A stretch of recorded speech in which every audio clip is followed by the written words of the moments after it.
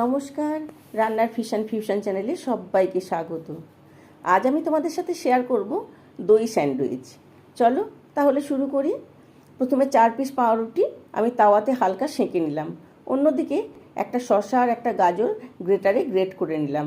একটা পাত্রে 4 table spoon জল ঝরানো টক দই নিয়ে তাতে লঙ্কা কুচি, শসা, গাজর দিয়ে পরিমাণ মতো নুন, চিনি, গোলমরিচ গুঁড়ো এবং মিক্স হার্ব মিশিয়ে একটা মিক্সচার তৈরি করে নিলাম। এরপর পাউরুটিতে কিছুটা দইয়ের মিশ্রণ দিয়ে ওপর থেকে আরেকটা পাউরুটি দিয়ে তাওয়াতে বাটার দিয়ে আমি দুদিক ভালো করে টোস্ট করে নিলাম। রেডি হয়ে গেল দই স্যান্ডউইচ। ওপর থেকে আরও একটু গোলমরিচ দিয়ে সার্ভ করলাম দই স্যান্ডউইচ। এতে আমি কোনো রকম মেয়োনিজের ব্যবহার করিনি। অত্যন্ত সুস্বাদু স্বাস্থ্যকর এই খাবারটি তোমরা একদিন হলেও বাড়িতে বানিয়ে দেখো, আর ভালো লাগলে আমার চ্যানেলটিকে সাবস্ক্রাইব করো।